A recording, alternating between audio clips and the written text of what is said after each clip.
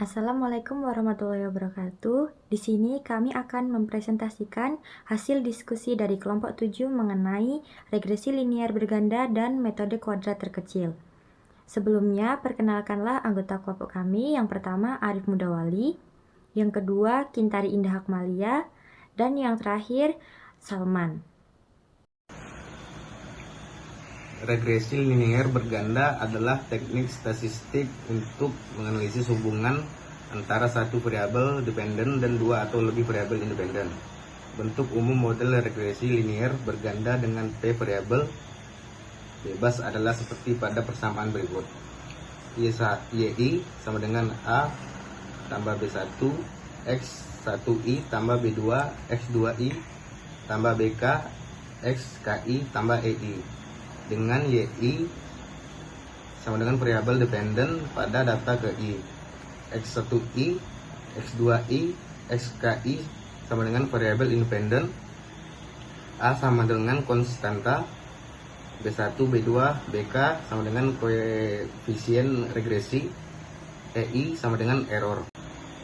Salah satu metode penduga parameter dalam model regresi adalah metode kuadrat terkecil. Metode kuadrat terkecil merupakan satu metode untuk menaksir parameter regresi dengan cara minimumkan jumlah kuadrat kekeliruan. Dari model regresi yang terbentuk jumlah kuadrat kekeliruan untuk persamaan regresi linier berganda. Mencari dengan sistem persamaan normal. Hitung semua jumlah sigma x1, sigma x2, sigma y, sigma x12, sigma x22, sigma x1, x2, sigma x1y, sigma x2y. Substitusi ke persamaan 1, 2, 3. Selesaikan sistem untuk mendapatkan nilai B1, B2. Baik, di sini saya akan menjelaskan contoh soal. Seorang analis ingin mengetahui pengaruh jumlah pelatihan sebagai X1 dan jam kerja per minggu sebagai X2 terhadap produktivitas karyawan sebagai Y. Data dari 5 karyawan adalah sebagai berikut sesuai pada tabel yang ditampilkan. Langkah yang pertama dilakukan yaitu buat tabel bantu perhitungan, yaitu dengan mencari X1 kuadrat, X2 kuadrat, X1 dikali X2, X1 dikali Y, dan X2 dikali Y, yang hasilnya seperti pada tabel yang ditampilkan.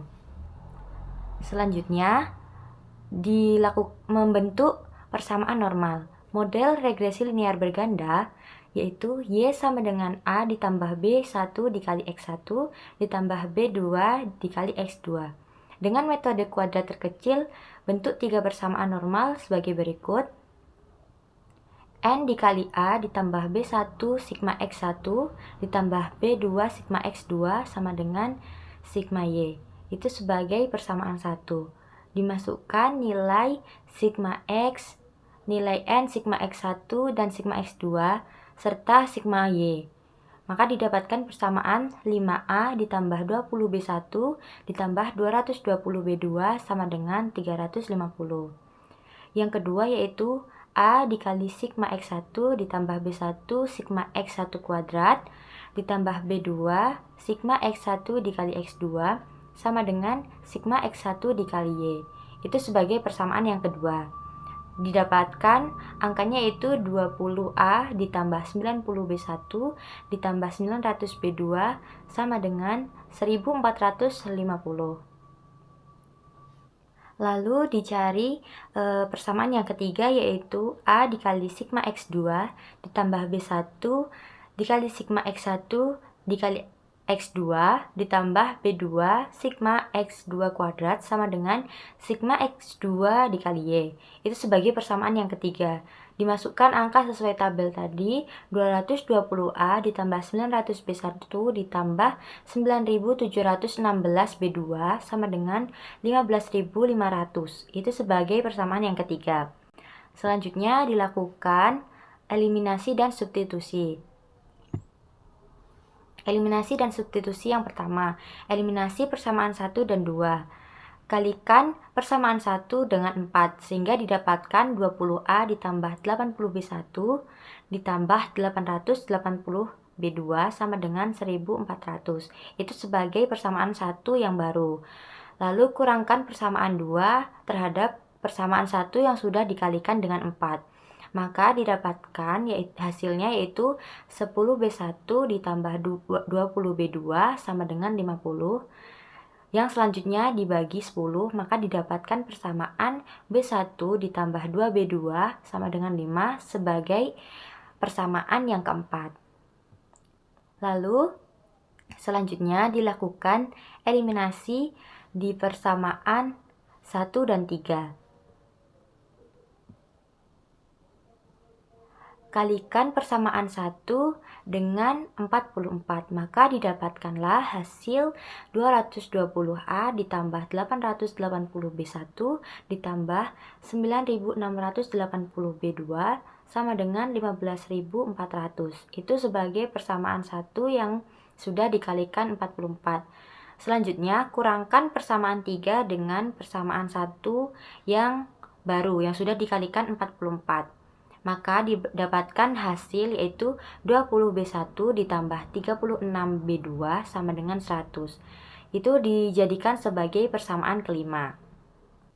Oke, selanjutnya eliminasi persamaan 4 dan 5.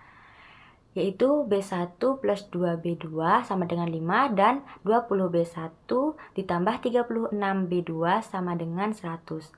Kalikan persamaan 4 dengan 20 sehingga dihasilkan 20B ditambah 40B2 sama dengan 100 sebagai persamaan 4 yang baru.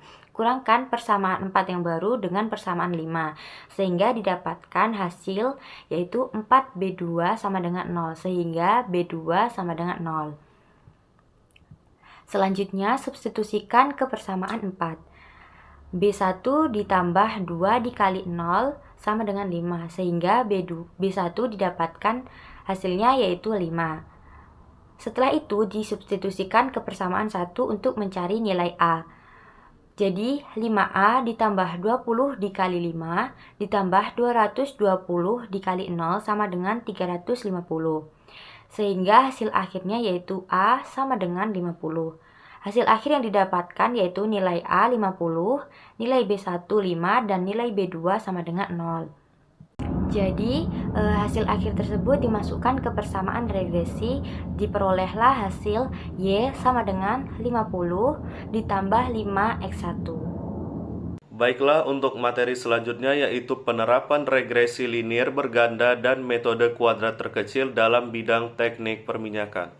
Yang pertama yaitu prediksi produksi minyak atau oil production forecasting, yaitu memodelkan produksi minyak harian berdasarkan beberapa parameter. Dengan rumusnya yaitu QO sama dengan BO ditambah B1 pressure reservoir ditambah B2 pressure well flowing ditambah B3 GOR ditambah elemen. Model ini dapat digunakan untuk memperkirakan laju produksi minyak berdasarkan data pengukuran dan rasio gas minyak. Parameter B dihitung menggunakan metode kuadrat terkecil. Yang kedua ada estimasi porositas dan permeabilitas dari log well, yaitu menghubungkan log gamma ray, resistivitas, dan densitas dengan porositas atau permeabilitas. Dengan rumusnya yaitu porositas sama dengan BO ditambah B1GR ditambah B2RT ditambah B3 RHOB ditambah elemen. Dan yang terakhir ada evaluasi formasi dan saturasi fluida, yaitu memprediksi saturasi air atau SW dengan data log. Rumusnya yaitu saturasi water ditambah BO ditambah B1 log RT ditambah B2 PHI ditambah B3 Fischl dan ditambah elemen. Regresi digunakan untuk mengurangi bias saat perhitungan saturasi dengan model Archie tidak cukup akurat di formasi kompleks. Baiklah, untuk materi yang terakhir ada tentang kelebihan dan kekurangan regresi linier berganda dan metode kuadrat terkecil. Yang pertama ada kelebihan yaitu mudah diimplementasikan dan dijelaskan, cocok untuk analisis awal. Yang kedua, perhitungan relatif cepat bahkan untuk dataset besar. Yang ketiga, koefisien dapat digunakan untuk mengukur pengaruh masing-masing dari variabel. Yang keempat, menjadi dasar untuk model statistik dan machine learning yang lebih kompleks. Yang kelima, asumsi, normalitas, homoskedastika, dan lain-lain bisa diuji dan diperbaiki. Yang keenam, digunakan dalam banyak aplikasi teknik perminyakan seperti reservoir, log, dan sebagainya. Dan yang terakhir, didukung di Excel, Python, R, MATLAB, dan software oil dan gas lainnya. Baiklah, untuk kekurangannya yaitu yang pertama, tidak cocok untuk hubungan nonlinear atau data yang kompleks secara dinamis. Yang kedua, performa menurun jika banyak variabel tidak relevan atau multikoleniaritas. Yang ketiga, koefisien bisa menyesatkan jika asumsi model dilanggar. Yang keempat, ketidak fleksibel terhadap interaksi antar variabel atau efek nonlinear. Yang kelima, hasil sangat sensitif jika asumsi-asumsi tersebut tidak terpenuhi. Dan yang keenam, model bisa oversimplifikasi kenyataan di lapangan, noise atau variabilitas data. Dan yang terakhir, interpretasi butuh pemahaman statistik cukup, terutama dalam validasi. Baiklah, mungkin sekian dari kami kelompok 7 tentang materi regresi linear berganda dan metode kuadrat terkecil. Semoga bermanfaat untuk kita semua. Lebih dan kurang kami mohon maaf. Wassalamualaikum warahmatullahi wabarakatuh.